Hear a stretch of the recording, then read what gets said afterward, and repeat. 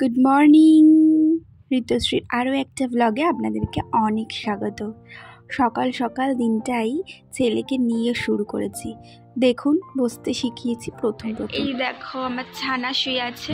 তো চলো এই পুরোপুরি এই ঘরটাকে এখন নিট অ্যান্ড ক্লিন করা যাক। তো চলো এটাকে নিট অ্যান্ড ক্লিন করে নিই তাড়াতাড়ি। তোমরা তো দেখেইছো, অন্নপ্রাশনের আগে আমি ঘরটা পুরো ভালো করে পরিষ্কার করে নিয়েছিলাম। তাও বাড়িতে একটা অনুষ্ঠান হলে তো ঘর দোয়ার নোংরা হবেই, তার জন্য আজকে আবার ঘরটা খুব ভালো করে ডিপ ক্লিন করে নিচ্ছি। আর এই খাটটা না খুব একটা পরিষ্কার করা হয় না, তো ভাবলাম আজকে খাটটা ভালো করে পরিষ্কার করে নিই। আর যেহেতু কাঠের খাট, তো এটাকে ভালো করে কিন্তু পরিষ্কার রাখতেই হবে।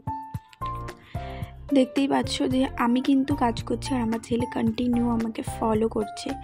আর আমার মনে হয় প্রত্যেকটা কাজ বাচ্চাদেরকে নিয়েই করা উচিত, একদম এই ছোট থেকেই।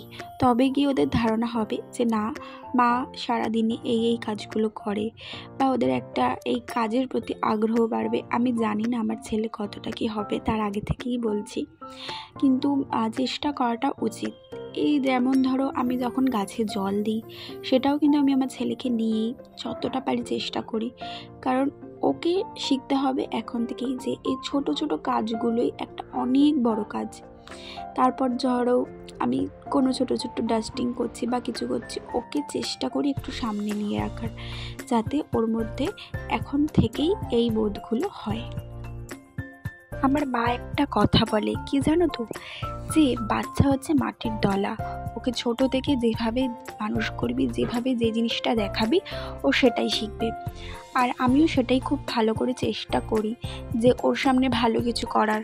হাতের ওপরটা পরিষ্কার করার পরে আজকে এই নিচটাও পরিষ্কার করে নিলাম। হাতে একটু সময় পেয়েছি, তাই সেটাকে একদম ভালো করে কাজে লাগিয়ে নিলাম। তারপর দেখতেই পাচ্ছ এখানে আমি চলে এসেছি ছাদে জামা কাপড়টা মেলতে। বেশ ভালো রোদ্দুর আছে আর যা গরম পড়ছে।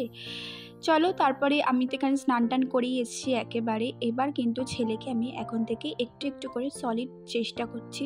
যেমন ধরো প্রথমে আমি শুরু করেছিলাম বেদানার রস থেকে, রস দিয়ে আজকে করলাম হচ্ছে তরমুজের রস। ও কিন্তু খেতে বেশ ভালোবাসছে।